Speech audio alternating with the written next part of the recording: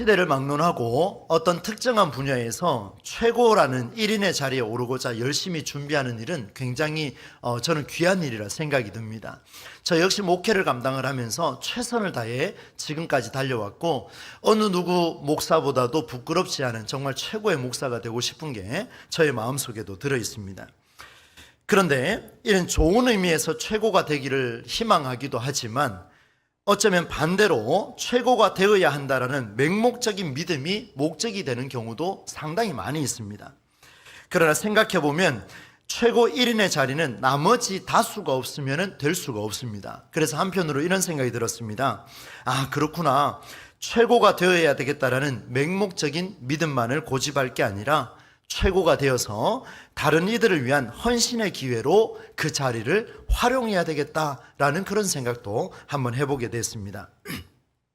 그럼에도 우리 사회는 헌신이 아닌 우월의식, 바로 우월함을 드러내고자 최고의 자리에 가야 된다, 떵떵거리고 살아내야 된다, 그래서 1인자가 되어야 된다는 것을 많이 강조하고 있어요. 이런 것은 우리 시대의 굉장한 시대정신으로 이미 우리 사회에 깔려 있습니다. 놀라운 사실은 이런 시대정신, 바로 최고가 되어야 된다고 하는 이런 시대정신은 우리 종교계에도, 특별히 우리 기독교 신앙생활 안에도 굉장히 많이 깊숙하게 들어와 있습니다. 여러분, 때가 되면 직분을 받아야 하고 그렇게 큰 일을 감당해야 된다, 때가 되면 무엇을 해야 된다, 그 정도 신앙이면 이런 건 해야 되지 않느냐라고 말하는 이 모든 부분들이 사실은 최고가 되어야 된다라는 그 시대정신 안에서 우리의 압박을 누르고 있는 그런 모습을 우리가 볼 수가 있겠지요. 여러분, 롱윈이라는 책이 있습니다. 이 책의 저자 캐스 비숍이라는 이 저자는요, 오늘날 만연한 경쟁주의와 또 최고의 자리를 노리고 있는 승리지상주의, 반드시 이겨야 한다라고 하는 이 승리지상주의에 정면으로 도전한 글을 제공을 했습니다. 그 일부를 제가 읽어드리도록 하겠습니다. 올림픽과 같은 중요 국제대회에서 금메달을 따기 위해 불법 약물을 복용한 선수들, 학위를 받기 위해 이래저래 표절을 일삼는 학자들의 모습 등 그들 모두는 어떤 대가를 치르더라도 이기기 위해서라면 수단과 방법을 가리지 않는 자들의 형태를 가리킨다. 우리의 일상에 스며든 최고만을 위한 승리 공식은 어느새 단기적이고 도파민 가득한 이기적인 성취를 노리는 전형적인 공식이 되어버렸다. 이 저자가요, 이 시대를 바라보며 문제를 진단을 했는데 이렇게 진단했습니다. 이기기 위해서, 최고가 되기 위해서는 수단과 방법을 가리지 않고 무조건 그 모델대로 내가 그 자리를 차지하겠다라고 하는 이 시대적인 정신, 단기적이고 도파민 가득한 이기적인 성취를 노리는 그런 사회다라고 이렇게 고발했습니다. 그런데 이 저자가 이렇게 대안을 제시합니다. 한번 들어보십시오. 성공이라는 개념 방식을 다시 정리하라는 강력한 요청과 함께 개인적인 승리에서 공동체적인 승리로, 자기의 행복에서 타인의 행복으로 전환하는 것이 진정한 승리다 라고 이렇게 기록을 했습니다. 그리고 마지막에 가서 어떻게 하냐면 이렇게 표현을 합니다. 진짜 승리자는 오랫동안 옳은 방향으로 걷는 사람이다, 이렇게 표현을 했습니다. 진짜 승리자는 오랫동안 옳은 방향으로 걷는 사람이다. 그래서 옳은 방향이라 하는 것은 더 많은 사람을 끌어안는 쪽이다. 다른 사람을 누르고 올라서는 게 아니라 더 많은 사람을 끌어안는 쪽이고, 이기지 못하더라도 함께 걷는 것을 소중히 여기는 태도다라고 이렇게 저자는 정리를 하고 있습니다. 여러분, 누가 이런 일을 감당할 수 있겠습니까? 이미 이 시대의 학자들도 이렇게 이야기를 하고 있습니다. 그렇다면 오늘 우리는 성경이 말하고 있는 이런 시대를 어떻게 감당하고 있을까? 우리는 그러면 어떻게 이 시대 정신을 이겨낼 수 있을까? 이게 온 관건입니다. 그런데 놀랍게도 이렇게 성경이 우리 시대에 요청하는 옳은 방향이 오늘 본문 16장에 아주 상세하게 들어 있습니다. 여러분, 16장 말씀은요, 로마서가 전체 16장으로 되어 있는데 1장부터 15장까지는 교리와 실천을 다루는 굉장히 중요한 내용이 많이 담겨져 있습니다. 그런데 희한하죠? 마지막 16장에 가게 되면 이 16장은 왜 썼을까라는 생각이 들 정도로 마치 한 책의 부록과 같습니다. 그럼 그냥 안 써도 되겠다라는 생각이 들 정도예요. 부록이라는 이 단어를 사전적 의미로 보게 되면 첨가하든 하지 않든 크게 상관없는 엑스트라라고 그렇게 표현을 합니다. 있어도 되고 없어도 되는, 그러나 한 번은 말할 필요가 있는 그런 것을 가리켜서 부록이라고 이야기를 하죠. 오늘 성경에 다 읽지는 않았습니다만 16절까지 내용을 보시게 되면 바울이 몇 명을 기록하냐면 무려 17명입니다. 17명을 오늘 본문에 기록을 하고 있고, 거기다가 플러스 알파에서 많은 사람이 있다라고 거론하면서 로마 교회 사람들에게 내가 지금 이렇게 나열하고 있는 사람들을 기억해 줬으면 좋겠다, 이렇게 당부하고 있습니다. 많은 인원을 기록했지만 이 인원을 너희들이 한번 생각을 해주면 좋겠다, 이런 마음들을 지금 갖고 있습니다.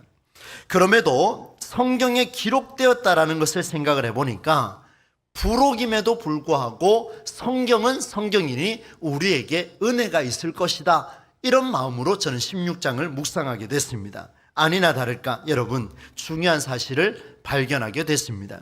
그래서 오늘 저는 세 가지를 여러분에게 말씀을 나누려고 합니다. 먼저 첫 번째는 여러 사람 중에 부록과 같은 이 말씀이 얼마나 힘이 있는지를 보여주는 사람들이 있는데, 짧게는 첫 번째는 베베라고 하는, 발음이 어렵죠? 베베라고 하는 이 여성을 이야기를 하고, 두 번째는 브리스길라와 아굴라라고 하는 부부를 소개하려고 합니다. 그리고 마지막으로는 17명이 넘는 이 사람들이 왜 바울이 기록을 했을까? 바울은 도대체 무슨 공통적인 특징을 가지고 이 이야기를 기록하고 있을까? 이 세 가지가 오늘 말씀의 전개 방향입니다. 먼저 첫 번째로 이 여성 베베라는 사람은 당시 학자들의 이야기를 한번 살펴보니까 오늘 우리로 이야기하면은 헌신하고 수고하는 여집사라고 이렇게 부른다고 합니다. 물론 그게 아니라고 말하는 사람들도 있긴 있어요. 그런데 중요한 사실은 겐그레아라고 하는 그 교회의 일꾼으로 우리의 자매인 베베를 추천한다, 바로 여성인 베베를 추천한다, 그렇게 말씀을 하고 있습니다. 바울이 가장 먼저 추천한 인물 17명 중에 겐그레아 교회의 한 일꾼 여성을 추천했습니다. 남성도 아니고 목사도 아니고 장로도 아니에요. 한 여성입니다. 그가 집사인지 아닌지도 불명확한 이런 사람을 추천하고 있습니다. 여러분, 아무리 베베라는 사람이 바울에게 힘이 되었다고 할지라도 대놓고 여성의 이름을 그때 당시에 앞에 쓴다고요? 여러분, 우리가 중요한 문서를 기록을 할 때, 부부의 문서를 기록할 때도 우리 한국 사회도 여전히 아직은 남성의 이름을 먼저 앞에 쓰지 않습니까? 잘못됐다라는 게 아니라 이 정도까지 2025년을 살아가는 사회 속에 무려 2000년 전이었던 그때 당시에 여성의 이름을 단연코 제상단에 기록을 했다라는 것은 시대적인 상황을 뛰어넘은 파격적인 개혁의 신호탄이라고 할 수가 있겠습니다. 이게 바로 부록이 주는 강력한 힘이에요. 잘 들어보십시오. 여러분, 오늘날 우리 한국 교회 안에도요, 여전히 여성에 대한 지위를 낮추는 교파들이 여전히 있습니다. 많이 있어요. 우리 주변에 다 있습니다. 그런데 우리가 속해 있는 바로 이 통합교단은요, 여성에 대해서 존중해 줍니다. 인격을 존중해 줍니다. 그 지위를 인정해 줍니다. 우리 여성들을 향하여서 장로로 세우기 시작한 지가 벌써 우리 교단만 30년이 됐습니다. 타 교단에서는 장로를 세우지 않아요. 여장로를요. 그런데 한번 보십시오. 성경을 다 살펴봐도 여성의 지위를 깎아내리는 곳은 없습니다. 여러분, 30년이 흘렀습니다. 이 30년이 흘렀음에도 불구하고 여전히 한국 교회는, 여전히 우리 교단 안에서도 마찬가지입니다. 아직까지도 이런 개혁의 신호탄 불씨를 오히려 꺼뜨리고 있는 사람들이 굉장히 많이 있습니다. 과거의 주장을 고집하면서 그렇게 하고 있습니다. 안타까운 일이죠. 그런데 여러분, 이 바울의 개혁은 2025년도에도 해결하지 못하고 있는 이 일을 이미 바울은 로마서의 부록을 추가하면서 강력하게 개혁을 선언해버렸습니다. 그리고 그 영향력을 오늘날까지 끼치고 있습니다. 그 이야기가 오늘 첫 번째 이야기예요. 사랑하는 여러분, 바울이 왜 이런 개혁의 신호탄을 그때 쏘아 올렸을까요? 그 이유가 있습니다. 여러분, 이 바울의 편지를 받아야 할 로마에 흩어져 있는 사람들은요, 그의 편지를 받는 성도는 17명이 넘는 사람들보다 훨씬 더 많습니다. 그 많은 사람들이 여러분 여기에 나와 있는 베베의 편지를 받고 싶겠습니까? 브리스길라와 아굴라의 편지를 받고 싶겠습니까? 아니면 바울의 편지를 받고 싶겠습니까? 베베의 이야기를 듣고 싶겠습니까? 바울의 이야기를 듣고 싶겠습니까? 당연히 바울의 이야기죠. 바울의 이야기를 듣고 싶은 거예요.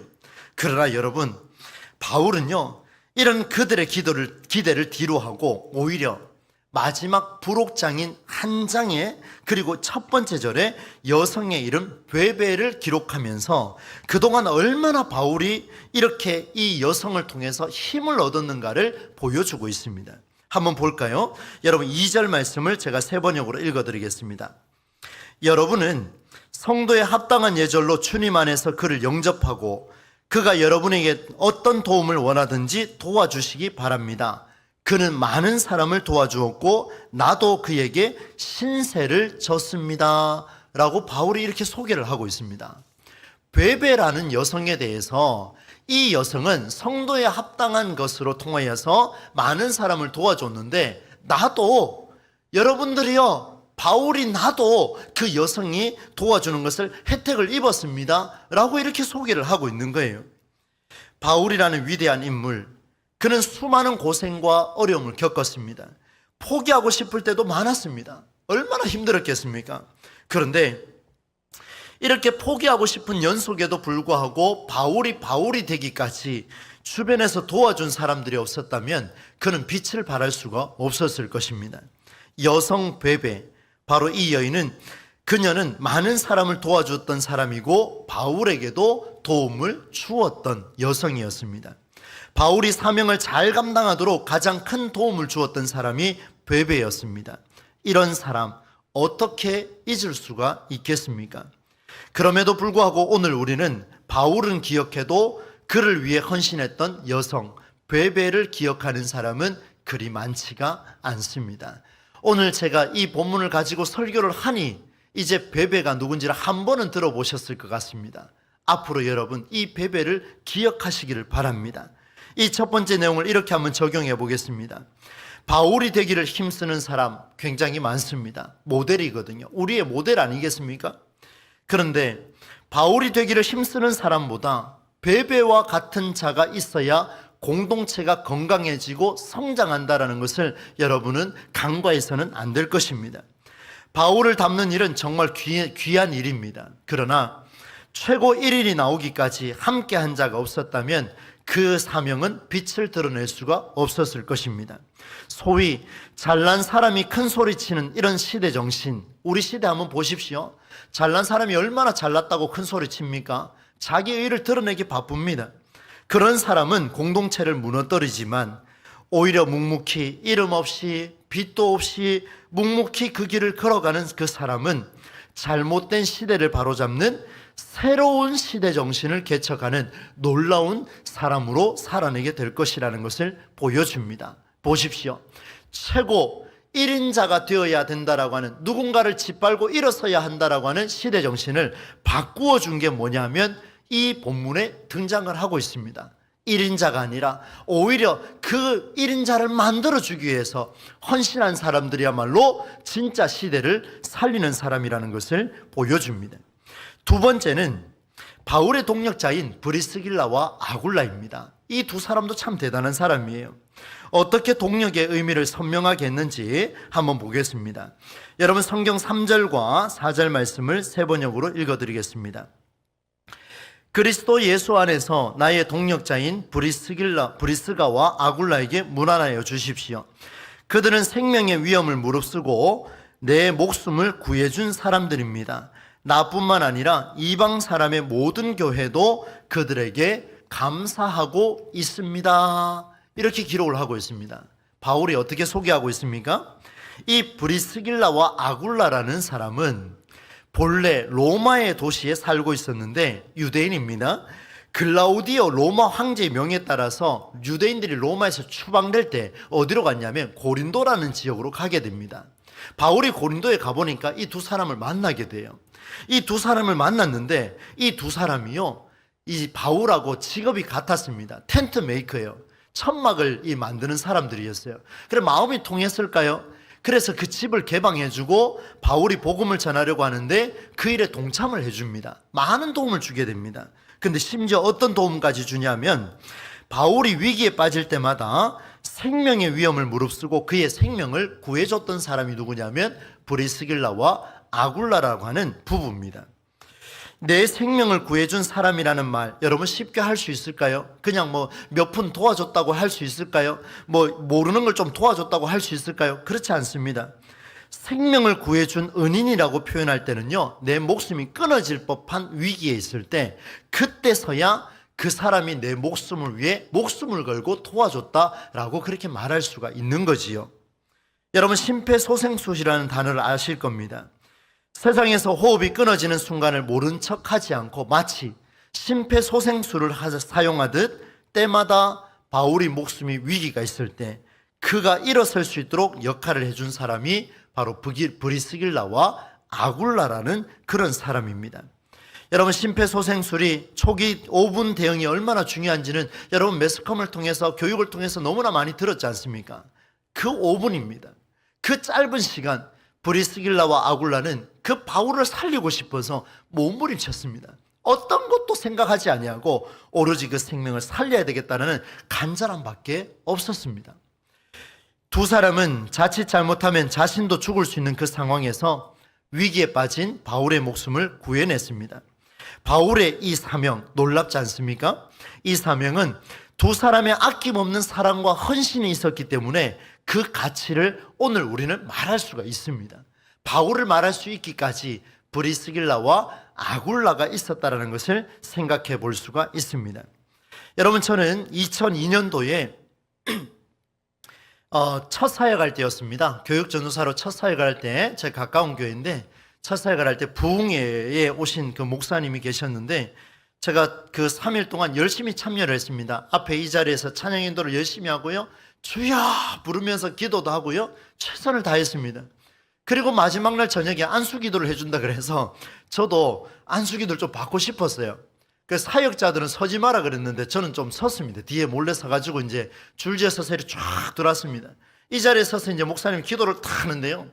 제가 그 기도 잊을 수가 없어요. 뭐라고 기도하셨냐면 이렇게 기도하셨습니다. 하나님 아버지, 이 아들 하나님이 사용하시는 아들로 세워주시옵소서. 이 비슷한 이야기를 하셨어요.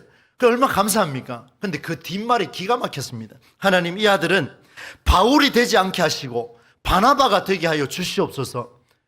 여러분 저는 바울이 되고 싶었거든요. 바나바는요 잠깐 나타났다 사라진 사람이에요.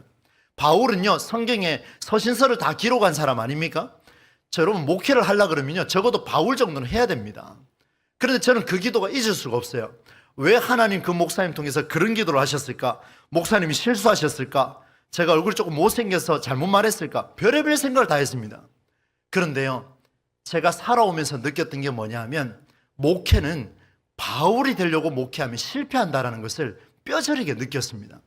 1인자가 되고 최고가 되려고 하면 안 되더라는 거예요. 목회라는 것은 뭐냐? 그리스도인, 바로 신앙인의 삶이 무엇이냐? 내 옆에 있는 사람을 세워주고 내 옆에 있는 사람이 최고가 될 수 있도록 밀어주고 어떻게 해요? 내 목숨을 걸어서라도 그 사람을 세워줄 수 있고 이렇게 세워줄 수 있는 그런 사람이 있을 때 그게 바로 기독교를 살리는 길이라는 것을 뼈저리게 깨닫게 됐습니다. 그래서 저는 지금도요 여러분 앞에서는 제가 최고가 되고 싶습니다라고 말은 하지만 여전히 제 속에는 바나바와 같은 최고의 사람이 되어서 저를 통해 만나는 많은 사람들이 기독교 신앙의 영향력을 받았으면 좋겠다라는 간절한 기도가 제 안에는 그 수면에 깔려 있습니다. 여러분 한번 적용해 볼까요? 오늘 우리는 기독 신앙의 최고 1인 바울이 되기를 힘쓰기보다 바울과 같은 자를 만들어낼 수 있는 브리스길라와 아굴라와 같은 신앙, 그런 신앙의 삶이 우리 모두에게 일어날 수 있기를 주의 이름으로 축원합니다. 정말 필요합니다. 정말 필요해요. 내가 바울이 되지 아니하고 내 다음 세대가 바울로 세워지기 위하여 후원해주고, 여러분 이렇게 만들어가는 게 그 모든 과정들 아니겠습니까? 마지막 세 번째입니다. 바울이요 부록과 같은 16장을 첨부하면서 무려 17명의 사람을 기록을 했습니다. 왜 이렇게 기록을 했을까? 제가 몇 번 반복해서 읽었습니다. 그런데 읽으면서 중요한 포인트를 찾았습니다. 그게 뭐냐면요, 여러분 성경을 한번 보시겠어요? 성경을 보시면 17명에다가 뭐가 붙어 있냐면요, 이렇게 붙어 있습니다. 여러분 보시면은 2절 말씀 보십시오. 성경을 보시면 됩니다. 너희는, 그 다음에 뭐라고 되어 있습니까? 주 안에서 라고 이렇게 되어 있죠. 그리고 제가 지금 또 쭉 내려가 보겠습니다. 8절에 보십시오. 또 뭐라고 되어 있습니까? 주 안에서. 9절에 그리스도 안에서. 10절에 그리스도 안에서. 그리고 12절에 주 안에서. 또 다른 사람 소개하는데 중간에 주 안에서. 13절에 주 안에서. 여러분 이제 저를 보시면 됩니다. 사람을 소개하는데요, 주 안에서 최성수, 주 안에서 누구, 주 안에서 누구, 주 안에서 누구, 이 사람을 내가 소개하는데, 추천하는데, 여러분들이 이 사람들 만나면 모른 척 하지 마십시오. 이게 무슨 말일까요? 그냥 아무나 소개한 게 아니에요. 아무나 소개한 게 아닙니다. 이게 뭐냐면, 바울은 로마 교회 성도들에게 안부를 전하려고요, 그 사람들의 특징을 이야기하는데, 모두가 그리스도 안에서, 주 안에서 살고자 몸부림치는 사람, 예수 그리스도 안에서 살고자, 그것이 바로 성경의 정신인데, in Christ, 예수 그리스도 안에서 살고자 몸부림치는 사람이, 그 사람들이 나를 살려주더라는 거예요. 예수 그리스도 안에서 살고자 몸부림치는 사람들이, 그 배우자가 나를 살려주더라는 거예요.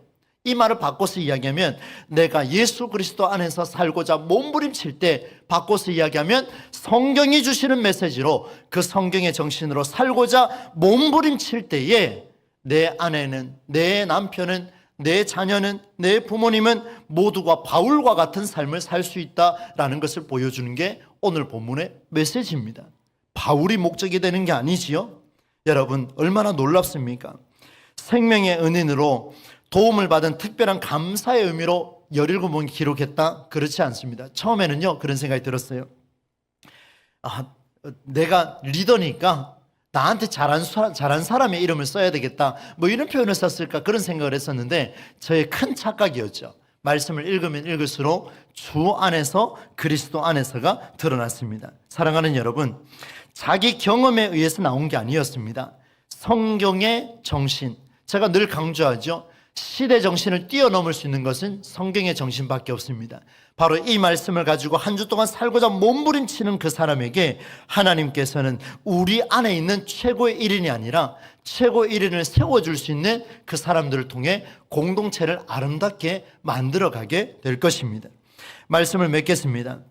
여러분, 우리 사회는요, 제가 서두에 말씀드렸던 것처럼 모든 면에서 최고를 지향하는 경쟁 중심의 승리 지상주의가 만연해 있습니다. 놀랍게도 이런 정신은 우리 안에도 지금 만연해 있어요. 너무나 팽배합니다. 잘하고 싶어요. 잘 되고 나면요, 내가 조금 더 잘하면 다른 사람 무시합니다. 철저하게 무시해버려요. 여러분, 이런 것들은요 목회자들에게도 너무나 잘 나타납니다. 저와 같은 사람들이에요. 여러분, 최고가 되는 길은요 중요하고 귀합니다. 너무나 중요해요. 그렇게 가셔야죠. 그러나 기독교 신앙은요 최고 1인을 기억하는 삶이 아니라 1인이 있기까지 주변의 헌신과 사랑을 잊어서는 안 된다라는 새로운 시대 정신을 우리에게 보여주고 있습니다. 그래서 바울이 이 이름을 나열하고 있는 거예요. 이런 사람의 이름이 없었다면 기독교가 있을 수 없다라는 것을 보여주기 위해서 이 말씀을 기록하고 있습니다. 우리 교회도요, 우리에게 신앙의 모델이 되는 지나간 지도자들의 헌신과 사랑 너무나 귀합니다. 저도 너무나 존경합니다. 매번 생각합니다. 창립 기념주일이 되면요 또 꼼꼼하게 살펴봅니다. 얼마나 도전이 되는데요. 그런데 여러분, 그들이 있기까지 묵묵히 기도하며 교회의 역사에서 사라져갔던 수많은 어른들, 이름 없이 빛도 없이 이 자리에서 기도하셨던 어른들, 조용히 나와서 가진 것은 없지만 하나님 앞에 정성껏 과부의 두렙돈처럼 예물을 바쳤던 그 어른들, 여러분의 기억 속에 남아 있습니까? 우리 교회는 지도자들을 기억하는 것도 맞지만 주변에서 조용하게 살다가 가셨던 그 어른들을 잊어서는 안 될 것입니다. 그들이 없었다면 이 교회는 유지될 수가 없었습니다. 오늘 우리에게 여러분 설교 제목처럼 닮고 싶은 신앙의 모델이 있습니까? 바울의 전도 여행이 빛을 볼 수 있었던 이유는 겐그레아 교회의 베베라는 여성이 도와줬기 때문이고, 고린도에서는 브리스길라와 아굴라가 목숨 걸고 동력해 주었기 때문이고, 그 위에 많은 사람도 그리스도 안에서 살고자 몸부림치며 바울을 협력했기 때문에 바울이라는 사람이 우리 시대까지 영향력을 끼치고 있습니다. 이것이 베베와 브리스길라와 아굴라와 수많은 사람들의 헌신, 바로 이것이야말로 성경이 말하는 진짜 최고의 자리며 우리가 닮아야 할 신앙의 모델이라는 사실을 우리는 기억해야 할 것입니다. 여러분, 바울이 되기 위해 기도하는 것도 중요하고 모세와 여호수아를 위해 처럼 되는 것도 중요하겠지요. 그러나 꼭 잊지 마십시오. 그 주변의 사람들이 어떻게 신앙을 살아냈는가를 여러분 간과해서는 안 될 것입니다. 오늘 우리 교회 공동체가 바로 이 주변의 많은 사람들, 조용하게 주님과 함께 씨름했던 그 사람들을 기억함으로 우리 시대에 최고를 만들어가는 그런 시대가 아니라 오히려 이런 사람들을 통해 진짜 예수님께서 만들어 가시는 아름다운 교회를 세워나가는 저와 여러분의 삶이 되실 수 있기를 우리 주 예수님의 이름으로 간절히 축원합니다.